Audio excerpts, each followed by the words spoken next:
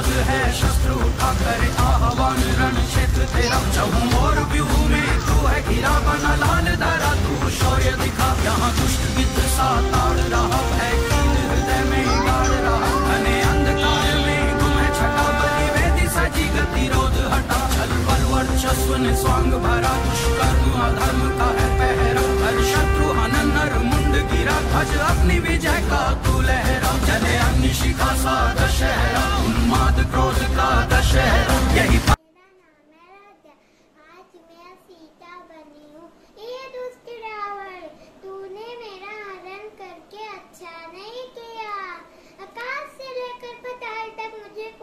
छू नहीं सकता तेरा विनाश निश्चित है। धन्यवाद। जय Shri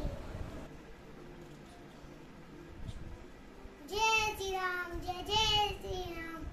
I am N partner class के जी में हनुमान का रोल प्ले कर रहा हूँ। राम बड़े वीर थे, लड़ने में हरवीर थे, जाके रावण को मारा, शत्रु को पछाड़ा। सीता उनकी रानी थी, भारत की महारानी थी। हनुमान के प्यारे राम, सबके न्यारे राम। मैं भी राजा राम बनूंगा, पर लिख के विद्वान बनूंगा। जय श्री राम। जय Shri Ram. My name is Kartikeya Sahu KG. हमारे पिता जाने से पहले यज्ञ करके चले गए। पुत्र एक वन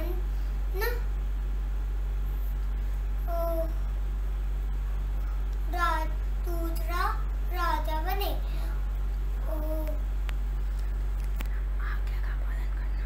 आज्ञा का पालन करना हमारा धर्म है। जय श्री राम। जय Shri Ram.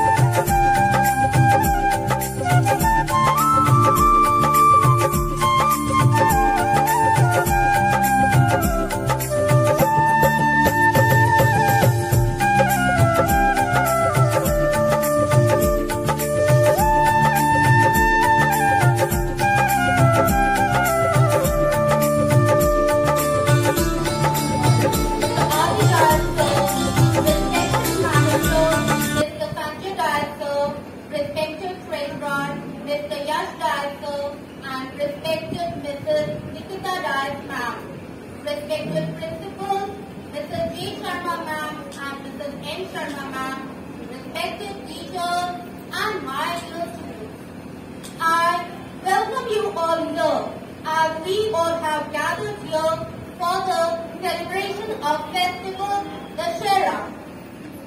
Festivals are larger than life celebrations of various things. They occur at regular intervals and help in breaking the monotony of life. Furthermore, they give you the chance to celebrate the little and big things in life. Festivals fill our lives with colors and enthusiasm. They bring us closer every year. They strengthen the bond of the community. Now, I would like to say a big thank you to our respected Mrs. Nikita Dias ma'am on behalf of all the staff members for putting the spirit of teamwork in our hearts. As it is well said,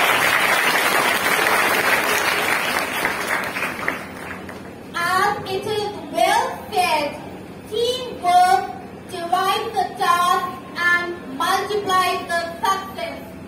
Thank you for your inspiration and motivation and for your kind support and giving your presence.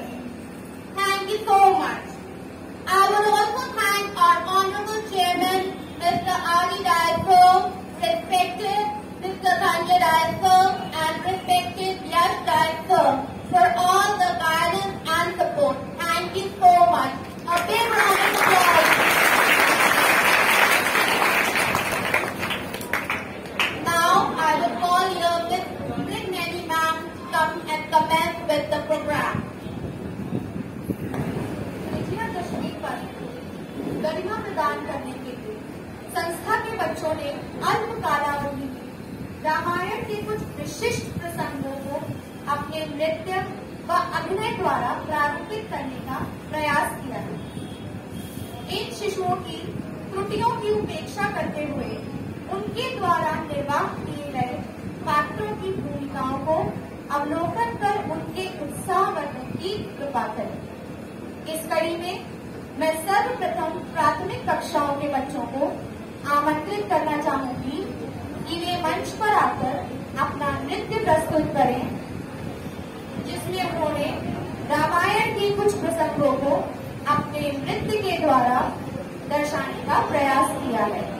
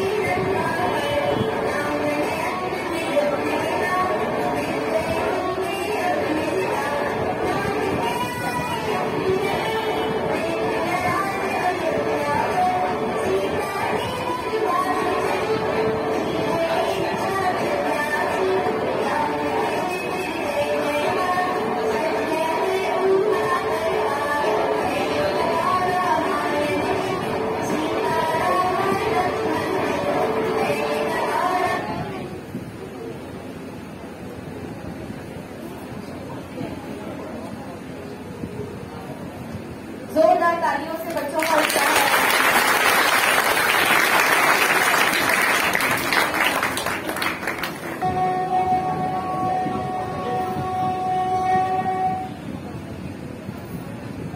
मैं अयोध्या, मैंने युग देखे। आज का परिवेश विषमताओं से भरा हुआ है। सामाजिक विद्रुपता, भेदभाव, ऊंच नीच, धर्म, जाति, वर्ग, संप्रदाय की दीवारों में बंद संकीर्ण मनोवृत्ति की भाषा को समझकर मेरा चित्त व्यथित हो जाता है और अपने हृदय में बसे हुए राम को स्मरण करते हुए उस त्रेता युग में लौट जाती हूँ जहाँ मानवता अपने शिखर पर थी। मैं प्रत्येक घटनापल की साक्षी हूँ। मेरी आंखें बंद हो रही हैं और मेरे प्यारे राम के जीवन का एक एक दृश्य साकार हो रहा है और आप सबको अपने दृश्य का हिस्सा बना रही हो।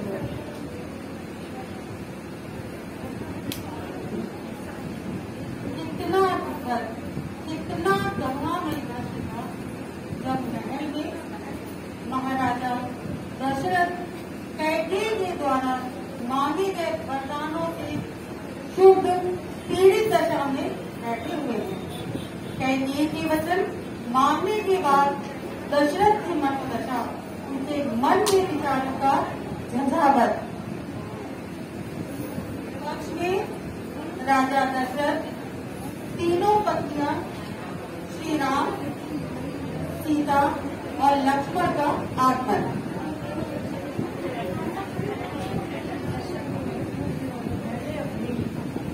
ये आने पर बहुत बड़ा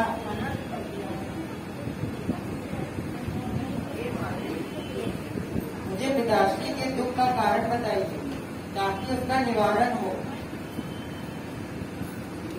राम, सुनो, सारा कारण यही है कि तुम्हारे पिताश्री को तुमसे बहुत स्नेह है।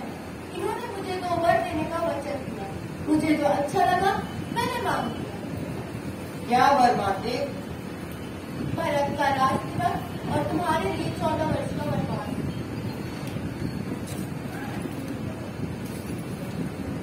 जो आज्ञा मांगे।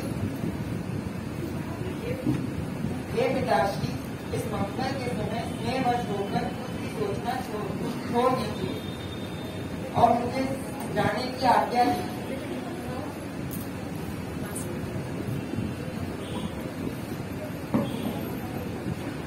नहीं राम, नहीं, मत जाओ।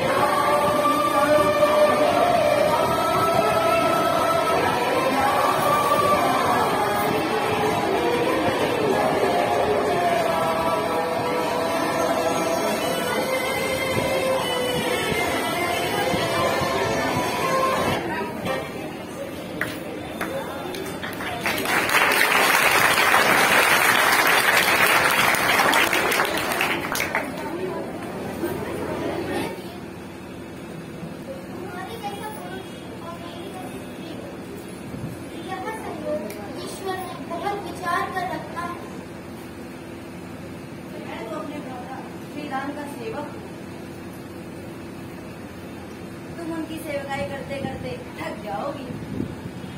मुझसे विवाह का प्रस्ताव स्वीकार कर लो। तुमसे वरण वही करेगा जो निपट निर्लज। मैं तुम दोनों भाइयों के सामने याचना करने नहीं आऊंगी। मैं स्त्री को भी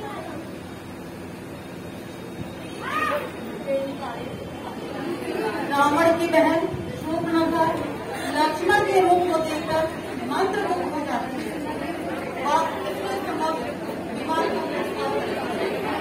लक्ष्मण द्वारा मना किए जाने पर वह भरसक प्रयास करती है।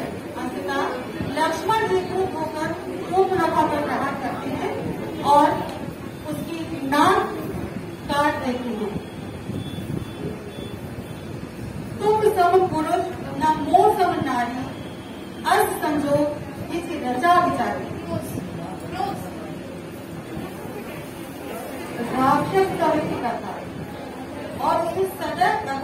दिया था।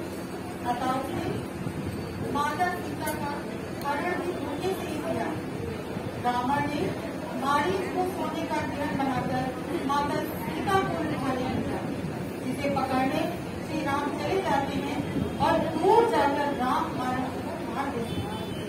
तो वह श्री राम की आवाज में सीता और लक्ष्मण को पुकारने लगता है, जिसे माता सीता श्री राम की आवाज समझकर चिंतित हो उठती है और लक्ष्मण जी को श्री राम की सहायता के लिए पूछती है।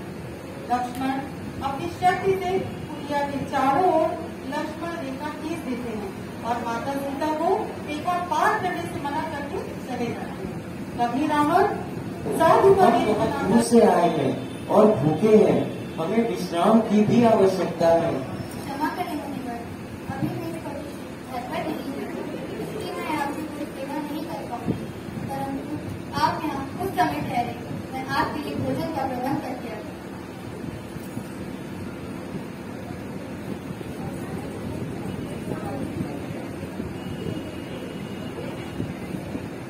स्त्री अपने एक बार अपनी मर्यादा से बाहर आ जाए फिर वापस आना संभव नहीं।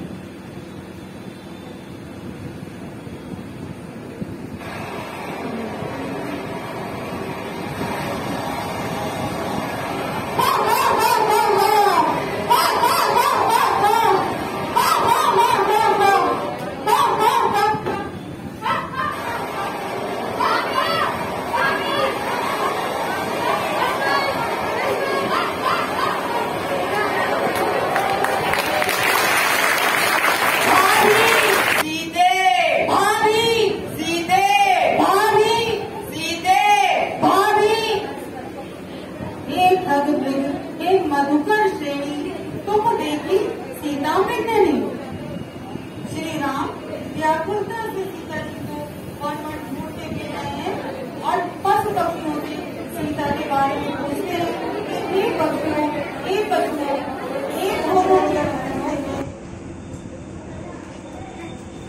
जंगल में पहुंचे और उन्हें शबरी का आश्रम दिखाई दिया।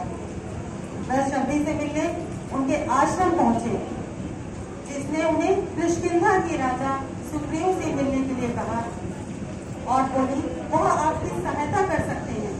श्री राम और लक्ष्मण दोनों भाई माता सीता की खोज के लिए सुग्रीव से मिलने के लिए निकल पड़ते हैं और जब वे ऋषभ पर्वत के समीप पहुंच जाते हैं तो सुग्रीव के गुप्तचर उनके बारे में खबर देते हैं।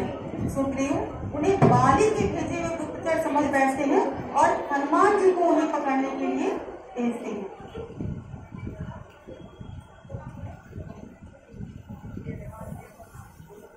और प्रॉपर देखो कुछ गुप्तचरों से सूचना प्राप्त हुई है कि रानी करने वाला है।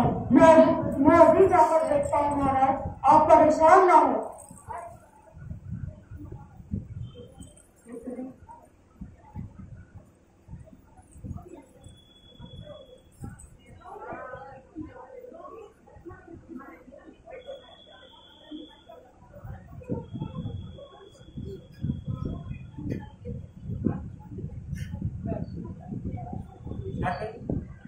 आप इस वन में क्या कर रहे हैं? कहाँ जा रहे हैं आप? हम अयोध्या के परम प्रतापी महाराज दशरथ के पुत्र हैं। हम वानर राजा महाराजा सुग्रीव से मित्रता करना चाहते हैं। मैं लक्ष्मण और ये मेरे ज्येष्ठ भ्राता श्री रामचंद्र जी हैं। राम, श्री राम, प्रभु राम।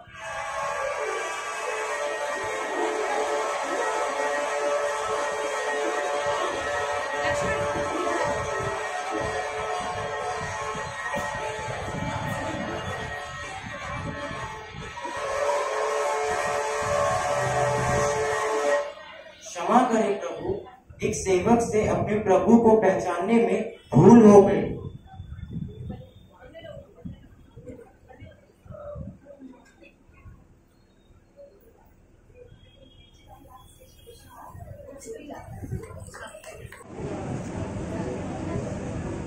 तेज और शौर्य में तुम प्रभु श्री राम और लक्ष्मण के समान हो। हे ज्ञान सागर, हे काल, तुम जाकर इतना ही कर लो कि सीता जी को देखकर लौट आओ। फिर कमल नयन प्रभु श्री राम स्वयं अपने बाहुबल से राक्षसों का संहार कर सीता जी को ले आए। हे राम, तुम्हारे कहने पर मैं लंकापुर को जाता हूँ।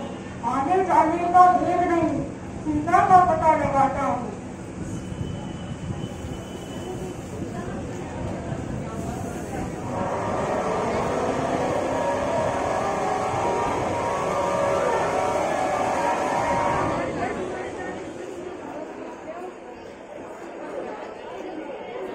हनुमान जी का लंका आगमन, विभीषण से मुलाकात। हनुमान जी लंका की ओर प्रस्थान करते हैं। रास्ते में कई श्री राम जय राम जय जय राम, श्री राम जय राम जय जय राम, श्री राम जय राम। जय श्री राम। जय श्री राम। हे देव, आप कौन हैं? लंका में जय श्री राम बोलने का दुस्साहस करने वाले आप कौन हैं? आपके आंगन में तुलसी और चक्र का चिन्ह देखकर मैं समझ गया यहाँ किसी नारायण का कुत्ता घर है, इसलिए आपसे मिलने के लिए मैं यहाँ रुक गया। मैं श्री राम का सेवक हनुमान हूँ।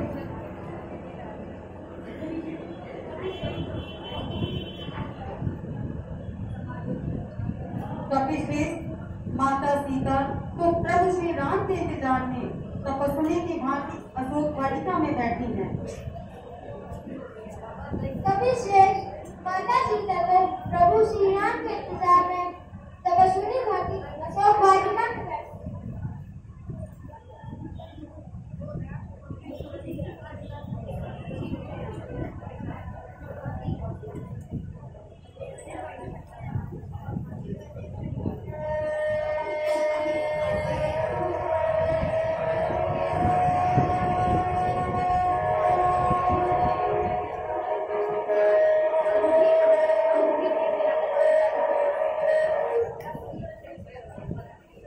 जय श्री राम, जय श्री राम, जय श्री राम।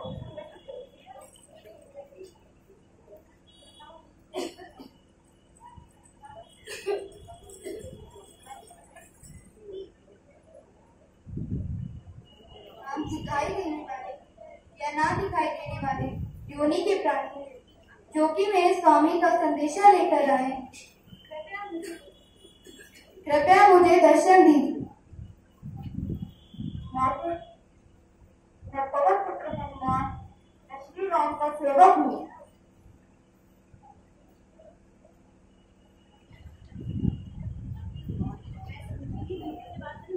मैं समझी थी कि मेरे स्वामी का कोई दूत आया है, परंतु तुम मायावी लोग झूठे झूठे रूप धारण करके मुझे छल रहे हो।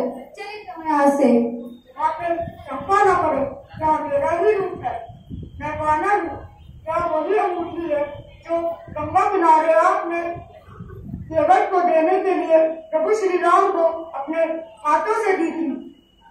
पुत्र, प्रभु को मेरा यह संदेशा देना कि वह अब और विलंब ना करे।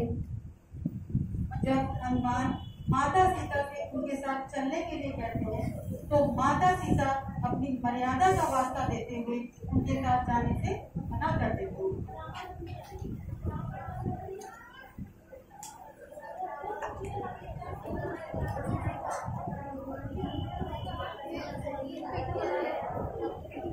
जब हनुमान जी माता सीता से मिलने के बाद वाटिका को उजाड़ देते हैं और मेघनाथ हनुमान को पकड़ने आता है तो मेघनाथ हनुमान जी पर ब्रह्मास्त्र का प्रयोग करता है। हनुमान जी ब्रह्मास्त्र का सम्मान करते हुए बंदी बन जाते हैं और फिर मेघनाथ के साथ रावण के दरबार में चले जाते हैं, जहाँ रावण उनसे सवाल जवाब करता है। इसका जवाब हनुमान जी बड़ी शांतिपूर्वक देते हैं। हनुमान जी रावण को माता सीता को वापस लौटाने और श्री राम की शरण में जाने की सलाह देते हैं, परंतु रावण क्रोधित होकर हनुमान जी की पूंछ में आग लगाने का आदेश दे देता है। हनुमान जी अपनी आग लगे मुंह से रावण की स्वर्ण लंका में आग लगा देते हैं और वापस श्री राम के पास लौट आते हैं।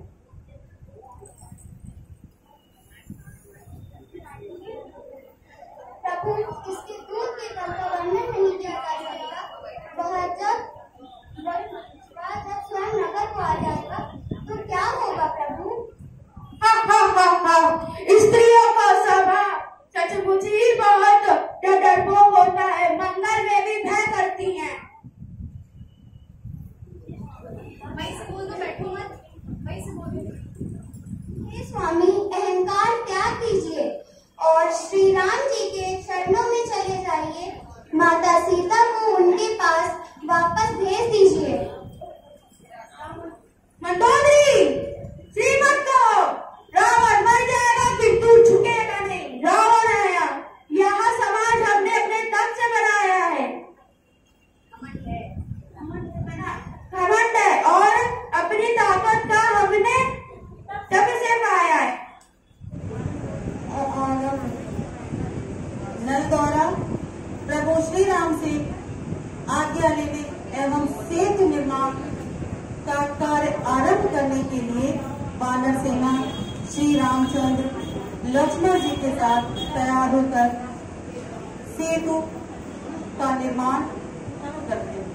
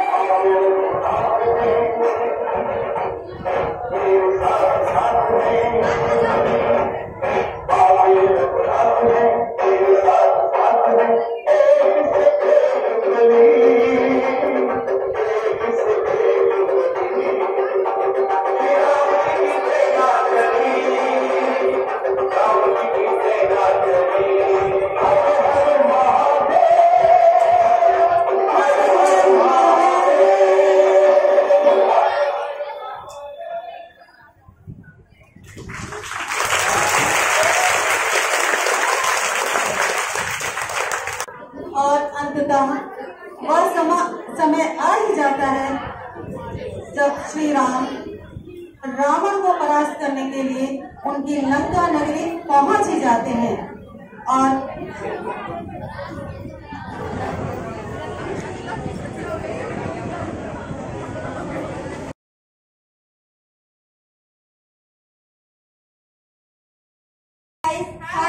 और क्या हाल है? सब बढ़िया। तुम बताओ। Exam list? यस। अब स्कूल का नेक्स्ट प्रोग्राम क्या है? विजयदशमी। ये क्या होता है? तुमको इतना भी नहीं मालूम? विजयदशमी को दशहरा भी कहते हैं। हाँ। फ्रेंड्स, किसी को दशहरा के बारे में कुछ मालूम है? हाँ, चलो जल्दी से शॉर्ट में स्टोरी सुनाते हैं।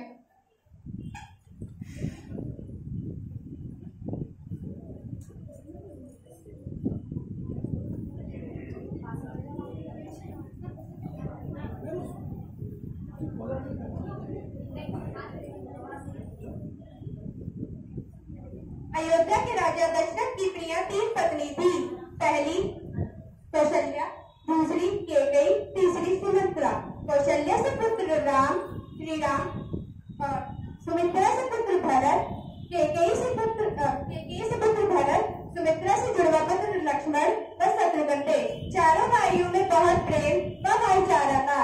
चारों का विवाह भी एक साथ हुआ था। श्री राम के राज्याभिषेक का समय आया। उस दिन रानी कैकेयी अपने पति राजा दशरथ के पास जाती हैं और कहती हैं, हे स्वामी, आपने मुझे जो वचन दिए थे उनका समय आ गया है। राजा दशरथ अपनी पत्नी कैकेयी से कहते हैं, अपनी इच्छा बोलो।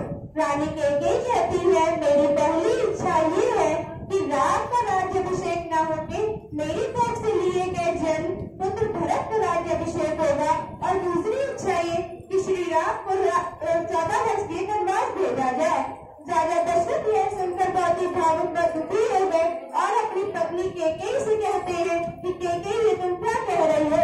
रानी कैकेयी कहती है, स्वामी आपने मुझे वचन दिया था, और वह यह कह के वहाँ से चली जाती है। राजा दशरथ बड़े ही दुखी मन से अपने पुत्र राम को बुलाते हैं और कहते हैं, पुत्र राम तुम्हारा राज्याभिषेक न होगे, तुम्हारे छोटे भाई भरत का राज्याभिषेक होगा और तुम्हें 14 वर्ष के वनवास जाना होगा। श्री राम यह सुनकर बहुत ही प्रसन्न होते हैं और कहते हैं कि पिताजी ये तो बहुत सौभाग्य की बात है मेरे लिए कि मेरे छोटे भाई का राज्याभिषेक हो रहा है और मुझे आपके वरदान के काबू करना पड़ रहा है। और वहाँ से उनकी आज्ञा लेकर वन की ओर प्रस्थान करते हैं अपनी पत्नी सीता और छोटे भाई लक्ष्मण के साथ। भरत राज्याभिषेक के लिए इंकार कर देता है और अपने बड़े भाई श्री राम की आने की प्रतीक्षा में बैठ जाता है। कुछ दिन बाद राजा दशरथ अपने बेटे पुत्र राम से दूर न रह पाए और उन्होंने अपने प्राण त्याग दिए। एक दिन चित्रकूट के पंचवटी वन में छोटी सी कुटिया में श्री राम सीता व लक्ष्मण रहने लगे। श्री राम अपने वन की भोजन की व्यवस्था करके लौट रहे थे। आकाश वहाँ से गुजरती हुई सूर्पनखा की नजर श्री राम के आकर्षित रूप में पड़ती है और वह कहती है कि ये मुझे बहुत प्रिय है और अपना रूप बदलकर श्री राम के पास आती है और कहती है, हे प्रिय तुम मुझे बहुत सुंदर लगते हो, तुम मुझसे विवाह कर लो। श्री राम कहते हैं, हे देवी मैं पहले से ही विवाहित हूँ, मैं तुमसे विवाह नहीं कर सकता, तुम मेरे छोटे भाई लक्ष्मण के पास जाओ। और वह उनके छोटे भाई लक्ष्मण के पास जाती है और कहती है कि हे राजकुमार तुम मुझसे विवाह कर लो। वह भी इंकार कर देते हैं। सूर्पनखा को यह अपना अपमान लगता है और वह क्रोधित होकर सीता जी पे प्रहार करने आती है। इतनी ही देर में लक्ष्मण अपनी कटारी से सूर्पनखा की नाक काट देता है। सूर्पनखा रोते रोते लंका के राजा रावण लंकेश के पास जाती है और कहती है, हे रावण भैया मेरी नाक कट गई, मेरा अपमान होना यानी आपका अपमान होना। रावण बड़े ही क्रोधित होकर कहता है कि पूरे संसार में इतनी किसकी हिम्मत जिसने रावण की बहन सूर्पनखा को प्रहार किया। सूर्पनखा बताती है कि चित्रकूट के पंचवटी में छोटी सी कुटिया में एक पति पत्नी अपने छोटे भाई के साथ रहते हैं और सीता के सुंदर रूप का वर्णन करती है कि अगर आप उस सीता का हनन करके अपने सावधान से सभा में लिया तो आप उसे दासी को अपनी पत्नी बना के रखे तो आपके राज्य की शोभा और भी बढ़ जाएगी। रावण लालच व क्रोध में आके अपना रूप बदलकर वन की ओर चल देता है। उसी दिन राम अपनी पत्नी सीता के कहने पे हिरण का शिकार करने जाते हैं। सुबह से संध्या हो जाती है, सीता परेशान हो जाती है और वह अपने देवर से कहती है, लक्ष्मण भैया कृपया करके अपने बड़े भाई को ढूंढ के लाइए, वह अभी तक नहीं आए हैं। लक्ष्मण कहते हैं, हे सीता माँ मैं आपको अकेले छोड़ के नहीं जा सकता, मैं नहीं जाऊंगा। लेकिन सीता जी के बहुत आग्रह करने पर लक्ष्मण चले जाते हैं और कुटिया के बाहर लक्ष्मण रेखा बना देते हैं और कहते हैं, हे सीता माँ आप इस लक्ष्मण रेखा से बाहर न आइएगा और इसके अंदर आपको कोई भी हानि न पहुंचेगी। और लक्ष्मण यह कह के वहाँ से चले जाते हैं। इतनी देर में रावण अपना रूप बदल के आते हैं, साधु का रूप लेके और कहते हैं, हे देवी मुझे भोजन के लिए कुछ दो, मुझे भोजन के लिए कुछ दो। और सीता जी अपनी कुटिया से बाहर आती हैं और कहती हैं, हे विष्णुमत आप अंदर आ जाइए, लक्ष्मण रेखा के मैं बाहर नहीं आ सकती। रावण जैसे ही अपना लक्ष्मण रेखा पे पैर रखता है वह अंदर नहीं जा पाता है और कहता है कि हे देवी तुम्हें ही बाहर आना पड़ेगा। सीता जी कहती है, मैं इस लक्ष्मण रेखा के बाहर नहीं आ सकती। साधु गुस्से में आके कहता है कि मैं तुम्हारे पति को श्राप देता हूँ कि उसकी मृत्यु हो जाए। सीता जी घबराई हुई भोजन लिए लक्ष्मण रेखा को पार कर जाती है और रावण अपने असली रूप में आके सीता जी का प्रहार करके लंका की ओर चले जाता है।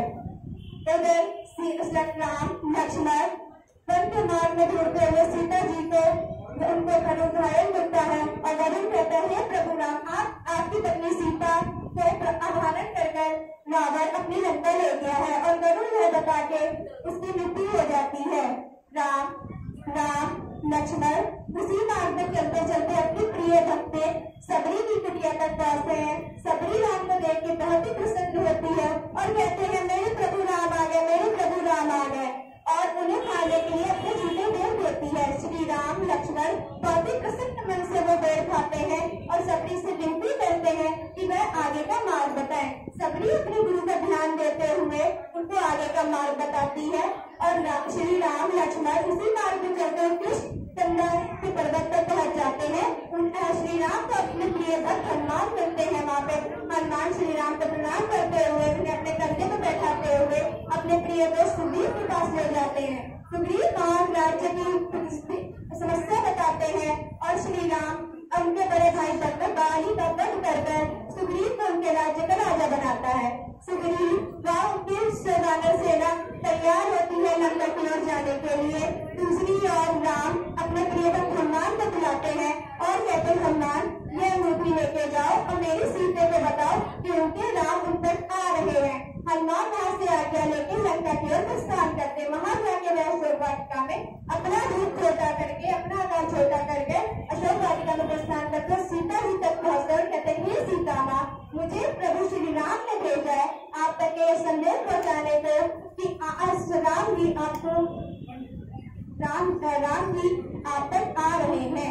और सीता जी को विश्वास नहीं होता कि वह उनके श्री राम के दूत है और वह कहती है कि मुझे तुम पे विश्वास नहीं है। श्री राम को अंगूठी दिखाते हुए हनुमान कहते हैं कि हे माते ये श्री राम जी ने भेजी है अंगूठी और अंगूठी देखकर माँ श्री सीता जी समझ जाती है कि वह राम के ही दूत है और अपना चूड़ा मंडल निकाल के देती है और कहती है कि हे हनुमान उनसे कहो जाके कि मैं उनकी प्रतीक्षा में बैठी हूँ। कितनी ही देर में हनुमान वहां से जाते ही है कि अशोक वाटिका के सैनिक उन्हें पकड़ लेते हैं और रावण की राज्य सभा में प्रस्तुत करते हैं।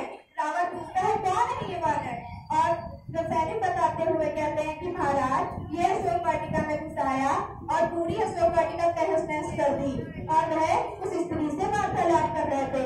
रावण पूछते उस वानर से कौन है तू वानर?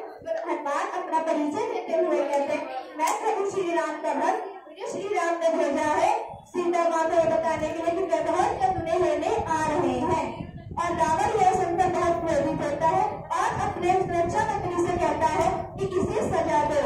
रक्षा मंत्री कहते हैं महाराज इसकी तो एक ही सजा हो सकती है इसका सबसे प्रिय है इसकी पूछ उस पूछ में आग लगा दी जाए। रावण को यह सुझाव अच्छा लगा और उसने कार्य करने की आज्ञा दी। हनुमान की पूछ में आग लग गई और हनुमान जी पूरी और लंका में इधर उधर घूमते रहे और उन्होंने लंका दहन करके वह श्री राम के पास वापिस आ गए और सोने की लंका रात बनकर रह गई। दूसरी ओर रावण के छोटे भाई विभीषण आते हैं उनके पास और कहते हैं हे रावण भैया आप ये गलत कर रहे हैं दूसरे की स्त्री का अपहरण करके। रावण कहता है कि तू मेरा भाई नहीं हो सकता तू मेरे खिलाफ जा रहा है और लात मारकर सदा की सभा से अपने राज्य से भगा देता है। विभीषण रोते रोते श्री राम की शरण में आकर उस तालाब से तिलक करते हैं और अपनी सेना में शामिल कर लेते हैं। दूसरी ओर रावण बहुत ही ज्यादा क्रोधित होता है। वह सोचता है कि आगे का कार्य कैसे किया जाए। राम सुग्रीव बहुत की वानर सेना लंका के मार्ग पर चलते चलते दक्षिण भारत के सभी निकट तक पहुंचती है। आगे जाने का कोई मार्ग नजर न आया। उनकी सुग्रीव की वानर सेना में तो 2 वानर बोले नल और नील कि हे प्रभु श्री राम हमें ऋषि मुनि ने वरदान दिया था कि हम कोई इस चीज को छुएंगे में पानी में न डूबेगी और वह पत्थर उठाकर के श्री राम लिखकर पूरी समुद्र में फेंकते गए और वहां से पुल का निर्माण हुआ और वह पुल के द्वारा लंका तक पहुंच गए। वहां से रावण व राम का युद्ध आरंभ हुआ। युद्ध आरंभ होने के बाद कईयों दिन युद्ध चला। रावण के 1 लाख को 1.25 लाख नाती मारे गए लेकिन रावण न सुनने वाला किसी की। और जब युद्ध में इतने लोग मारे गए तो रावण सैनिकों से कहता है कि सैनिक जाओ मेरे छोटे भाई कुंभकर्ण को जगा के लाओ। सैनिक कुंभकर्ण के पास जाते हैं उन्हें जगाने की प्रयास करते हैं घंटा शंकर बजाते हैं वह अच्छे पकवान की खुशबू सुनाते हैं लेकिन वो न जगा। कई प्रयास करने के बाद सैनिक रावण के पास आकर कहते हैं महाराज हम लोगों ने बहुत प्रयास किया लेकिन कुंभकर्ण न जगे। रावण गुस्से में खुद ही जाते हैं रावण कुंभकर्ण को जगाते हैं। कुंभकर्ण की पूरी समस्या बताने के बाद कुंभकर्ण भी उनको यह सुझाव देते हैं कि यह युद्ध रोक दे और उस स्त्री को छोड़ दे लेकिन रावण किसी की भी न सुनने करने वाला, और कुंभकर्ण को भी हार कर उसका साथ देना पड़ा। कुंभकर्ण की भी युद्ध में मृत्यु हो गई। फिर एक नाम का फेंकता हुआ शक्ति का प्रहार लक्ष्मण को कर जाता है और लक्ष्मण वही घायल हो जाते हैं युद्ध के दौरान। और राम देख के हैरान हो जाते हैं कि मेरा भाई लक्ष्मण घायल हो गया, और वे लक्ष्मण करते करते आते हैं अपने भाई लक्ष्मण के पास, पर वो निरंतर हो जाते हैं। इतनी देर में विभीषण आते हैं और कहते हैं प्रभु श्री राम, अगर लंका के देश से को बुला लिया जाए तो लक्ष्मण के प्राण बच सकते हैं। वह हनुमान को कहते हैं, हनुमान भी अपने प्रभु श्री राम की आज्ञा लेकर जाते हैं और वहाँ वैश्वसेन पर ही आते हैं। वैश्वसेन बताते हैं कि हिमालय पर्वत पर संजीव की बूटी है, अगर वह मिल जाए प्रभु श्री राम तो लक्ष्मण के प्राण बच सकते हैं। हनुमान अपने श्री राम की आज्ञा लेकर जाते हैं और वहाँ हिमालय पर्वत पर उनके संजीव की बूटी न मिलने के कारण वह पूरा पर्वत ही उठा लाते हैं। वैश्वसेन वह संजीवनी बूटी का रस पिलाते हैं लक्ष्मण को और लक्ष्मण के प्राण बच जाते हैं। युद्ध चलता रहा, बहुत दिनों तक चलता रहा, लेकिन श्री राम की पहले प्रयास करने के बाद भी रावण की मृत्यु न हुई। तो विभीषण युद्ध के दौरान आते हैं और कहते हैं, हे प्रभु राम, रावण अमर है, उसकी नाभि में अमृत है, जब तक वो नहीं सूखेगा तब तक रावण नहीं करेंगे। उन्हें प्रभु शिव जी ने वरदान दिया था कि जब तक उनकी नाभि में कोई शस्त्र अस्त्र नहीं फेंका जाएगा तब तक उनकी मृत्यु नहीं हो सकती। यही सुनने के बाद श्री राम ने अपनी अस्त्र ब्रह्मास्त्र से उनकी मृत्यु कर दी और उनका वध कर दिया। यहाँ से हमें पता चलता है कि अधर्म पर धर्म की जीत होती है और वह लंका का उन्होंने विजय करी और वहां से अपनी सीता को अपने छोटे भाई लक्ष्मण के साथ अयोध्या लौट आए। जय श्री राम।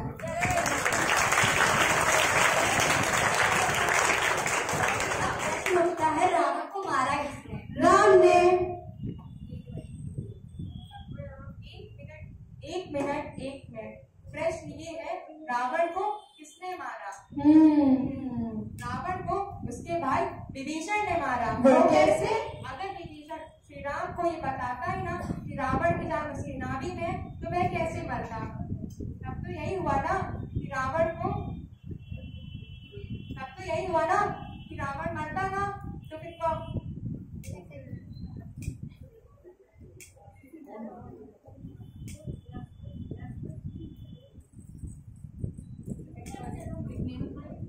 धर्मी होने के कारण, अपने अहंकारी होने के कारण। इस दुनिया में कोई भी व्यक्ति या राजा जब अधर्मी हो जाता है, वह अहंकारी हो जाता है, नारी का सम्मान नहीं करता, वह सही मार्गदर्शन कराने वाले का कहना नहीं मानता, अपनी सूझबूझ से काम नहीं लेता, सिर्फ अपनी ही लगाता है, अर्थात उन्माद करता है।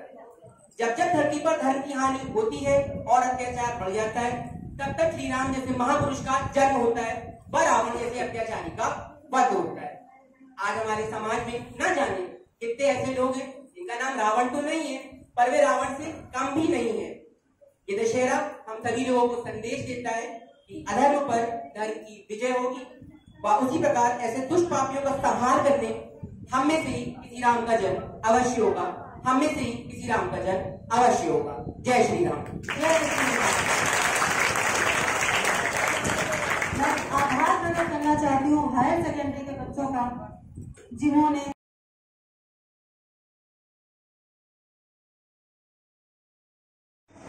बेटा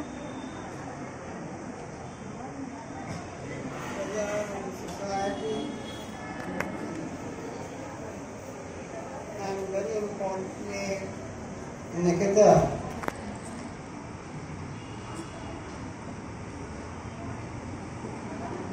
the wife of John,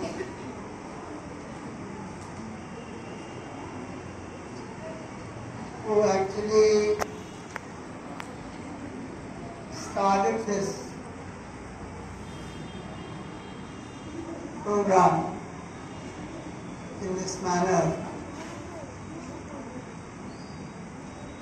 Because for so many years,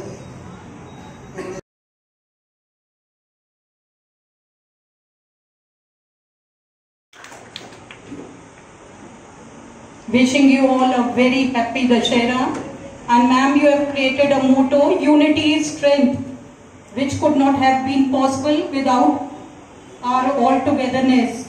and everybody is being very silent. Even the students are behaving very well. So I must thank them all. Thank you.